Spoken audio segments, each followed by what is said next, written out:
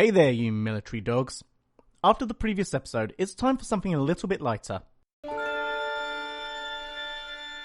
Ed, Al and Winry make it to Rush Valley, which seems to be the automail mecca. As a mechanic, Winry is beside herself, while her own invention gets some attention.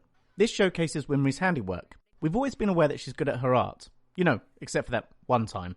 But it gives a real-world sense of her talent when her work is being admired by her peers in a place that's known for it. In the classic show versus tell, seeing so many people with prosthetic limbs really does highlight the horrific nature of the land, that the war and the fighting that is ingrained in their life. Ed finds himself the target of a pickpocket. Luckily, some locals point them in the direction of where they can find her. While en route, Ed and Winry argue in their usual way, the show reminding us to ship them at some point. They find the pickpocket, and Ed heads on after her.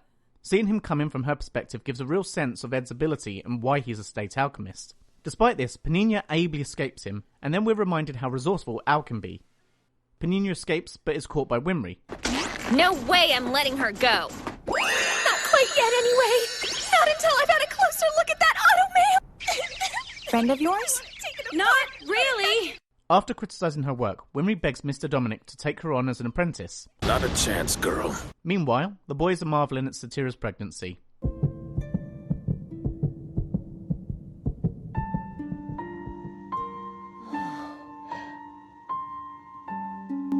It's like there's a miracle in your stomach.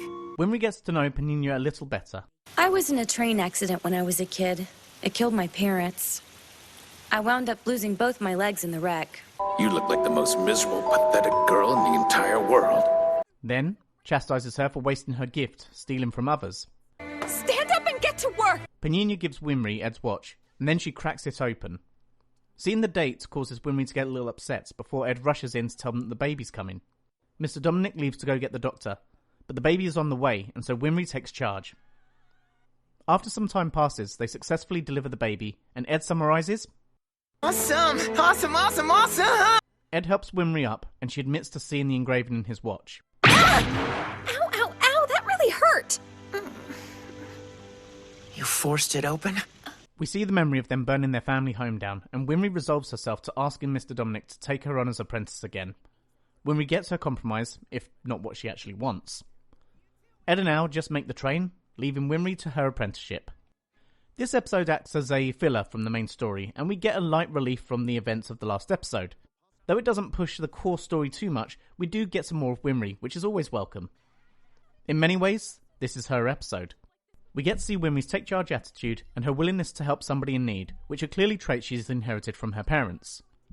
Listening to Panina's story of how she lost her legs and how the automail allowed her to walk again reminds us that although Winry refers to herself as an engineer, in a way, she's a healer like her parents before her.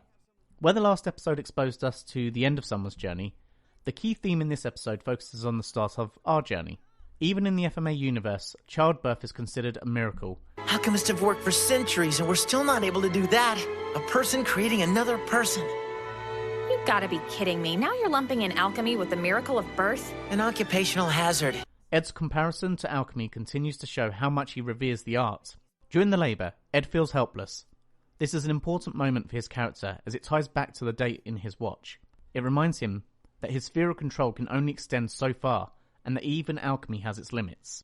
For me as the audience, it's another way of showing that though we have seen the males in the show attempt to play God, to blaspheme in their attempts to create life, these limits are not placed on women.